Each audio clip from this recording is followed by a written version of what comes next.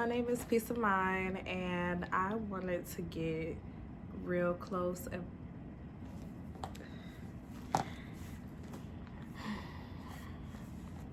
Hi, my name is Peace of Mind, and today we are going into the fact that favor ain't fair.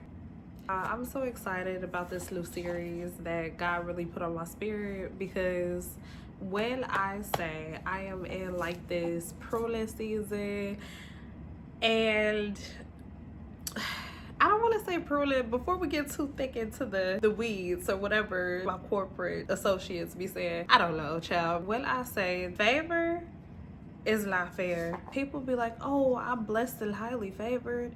But a lot of people don't get into the thick of it. A lot of people don't explain, like, oh, I had to give up this, I had to become this person. A lot of issues, and when I had approached my pruning season, a lot of things that I thought that God was separating me from, specifically people, because you know how we do. No, it was a lot about the people. It was about me. It was about the things that God was trying to take up out of me. And I could not be in those environments if I kept staying there, if I kept feeding myself the same thing, because I realized that I am very porous and I'm an empath, right? Like, not to say the buzzwords, but I'm an empath, and I'm the type of person that I want to go and I want to fix everything, and I will literally self-abandon. So God is saying now, this is your season, and I felt so strongly that it would have been selfish of me to go through this season and not sow into it and not give you guys a little bit of the roadmap, a little bit of intentionality, a little sense of security in this present moment. It's not about the people around you, it's more so about what's within self. And once we change what's within self, we can become more so mirrors to the things that we want, right? And so, yeah, here we are. I'm here with my associates, and I'm gonna take me a little sip. I got some ginger tea, so. Okay, I just want to share this with y'all. I'm goofy. And we talk about a lot of serious things, right? It gets very emotional. We could be laughing one moment, and then the next moment we could be in tears. I try not to take life seriously in a sense that, like, oh, woe is me and I can't make it through a season and I can't do this and that. No. Baby, we gonna be in tears one moment and busting out crying, laughing because we look ugly. We make that ugly cry face. So it's your girl. Okay. Okay. Don't I look like you get a car? Okay, let's get into it. This one is very, very tough. So I made notes. I got so many notes for us. I love this journal. Yeah, I'm just gonna get into it. Welcome to Favor Ain't Fair. I want you to know that God still provides. This series is dedicated to the ones that have found dissatisfaction, disdain, discord in everyday living and felt the change accruing on the inside. When you feel separated from self, oh goodness, and in need of something that'll keep you satiated. Y'all know the phrase, sell me candy? I had a lot of candy in one season, and I was like, sell me candy, sell me candy. All the things that you know, feels good, all the things that taste good at first. And I had to realize there is a hard crash after you have that burst of dopamine. After, and it can look like self-gratification. It could look like you reaching from, you know, different areas, or you trying to, you know, make certain connections with people. You're going to a situationship or a relationship. You're seeking out friendships for outside validation. I felt the weight and the burden and the heaviness of that. And I was coming out of a season where I would say it was like phase 1 of postpartum depression. And it was tough because I didn't know how to reconnect to a world. First of all, the shutdown, and then me having this baby, and my life it looked so different. It looked so different. When I tell you, I've lost friends, I've lost family members, and I'm not saying like, oh, we just don't talk no more. I'm saying they're not here. They're not here anymore. So I didn't know how to necessarily relate to the world. And that was just phase one of me realizing that I need something a little bit more. And I love the grace of God, because even when you find yourself trailing off and you've had this season where you really had to lean on Him and you really was reaching for Him, and the relationship was so intentional with the Lord, that when you find yourself trailing off, you feel the weight of it. Of course, being human, everything happens and life happens around us, but we forget to take those moments to truly pause. And that's where I felt the birth of Peace of Mind come about, because the person that's sitting here in front of you today is not who I was. Is not, I mean, even physically, I did not look like the same person. And so I had to get intentional about the type of life that I wanted to live, the type of life that I wanted to spend with my son. And it was not about the sweet things, the sweet nothings, the candy anymore, the burst of dopamine. It was about really getting intentional about my health and my wellness, mentally, physically. And so that way I can truly share abundance and clarity and mirror that to my child. And so now we're going after satiation.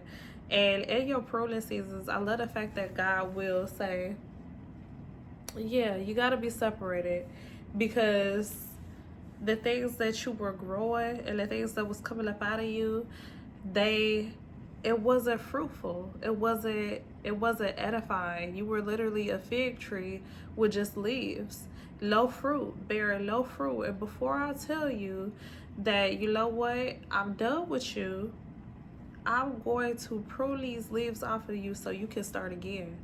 That's the grace and mercy of God. And I'm so grateful. I'm so grateful that God gives me this opportunity to get it right again. Because what was going on prior to was something, even though I had to be pruned from the things that might have been branching off of me and getting further and further and further away from me, those leaves, if we're thinking like that, there was something still in my roots. There was something still in my roots that had to say, okay, you know what, this is agitation to be able to start again.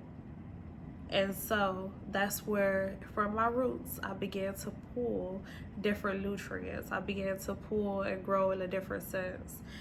And I realized then, like, okay, finally God, okay, is the bread of life. He gives us manna for today, and it will be okay just to focus on this day specifically. Not to be looking out and seeing, okay, is anybody here with me? Okay, I'm done and I'm over with this whole situation. I'm done and I'm over with all of these things outside of me. No, God is the bread of life, and when we are made in the image of Him, trust, no matter who you are, how you have shown up, that you have the opportunity to start and begin again. You have the opportunity to seek peace. This is going to be true satiation. Yes, that's the word I'm looking for, satiation. So, I say all of that to say, we talking about mirrors, right? The looks,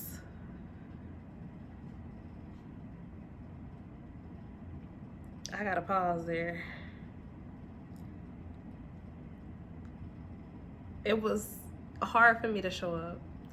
I like to do this thing, right, where I'm testing the waters. I like to go into the job with full clarity, with an approach that I can focus, right? I can focus on one thing. So that might look like me showing up with sweatpants. I don't have my hair down. My hair might be like in a crazy poof, or I'm not making myself deliberately ugly, but my focus is go time. Like, it's, you know, like the girl gonna do her eyebrows, okay? The girl's gonna do, you know, a little moisturizer, okay? But I'm just saying. So my focus is different, and so my approach is different, and therefore I'm looking different. I'm looking like I'm ready to, you know, go to the gym, and just like, I mean, I'm about to go to the gym, but I look like I'm ready to make some things happen. We talking about practice, so when you show up to practice, not the actual game, but when you show up to practice, you know that you got to be geared up. And so I will go to these jobs, and I mean, you know, very, very minimal makeup, like eyebrows, maybe a little swipe of mascara just to tame, but that's it. I look clean, I'm good. I'm clean, I'm groomed, I'm good. Let's get to work. And so where I might have an event or something like that, and I actually have to put forth a little bit more effort, and that aligns to this work schedule, it would be very distracting.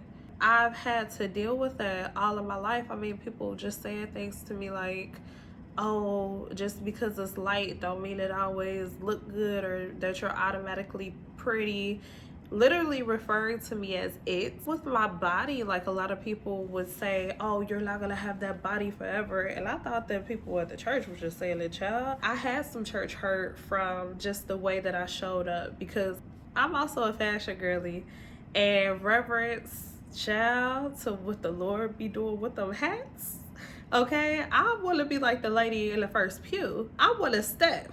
Okay, I want to step like them. And so I would go sit in the front. I would come to church dressed, because I don't wear like hoochie outfits and stuff like that. I don't go to the clubs, like, I don't really do that. And so, and if I go to the clubs, once again, it's kind of going to be like that minimum effort, because I'm just coming to relax or just kind of chill. Not only would people make remarks and things like that about my body, not only would people make remarks and things about my complexion, a lot of people came with, I'm beautiful, I don't have brains. You have to utilize that. You can only be one thing. Oftentimes, I had to say to myself, whatever that means, because I'm gonna be honest with y'all, when you go into the mindset that you need to serve and that you need to be everything for everybody, that self-abandonment kicks in.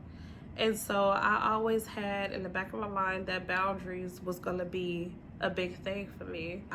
The beauty with boundaries and influence, and that's apparent, because if I do one thing, then here go all the people that never say anything to me, or they might say, oh, hey girl, that's cute, but you know they coming right on up and they doing the same thing. It might be something that you wear, something that you do, or whatever. That's just what it was. Me not wanting to cause a disturbance or a distraction was rooted in the fact that I had been sexually abused. And like I said, I never wanted to cause like a big disturbance.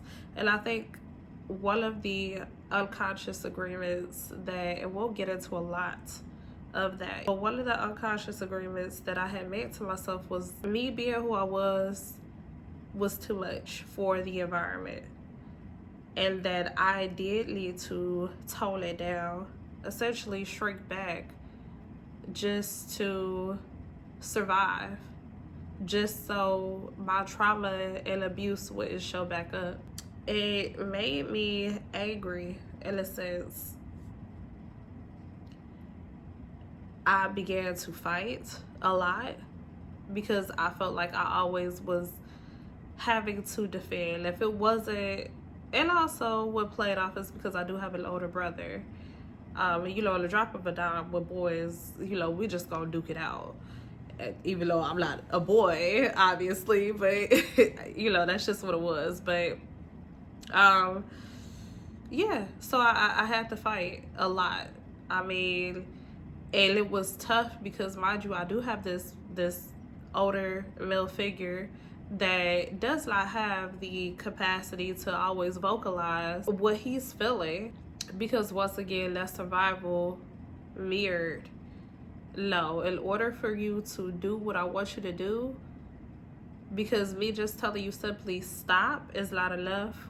It's gonna have to get, I'm gonna shut you up. It's gonna have to get physical. Goodness, when I came away from that, it looked more like self-abandonment, because I did not want to have to keep reaching to get physical with people.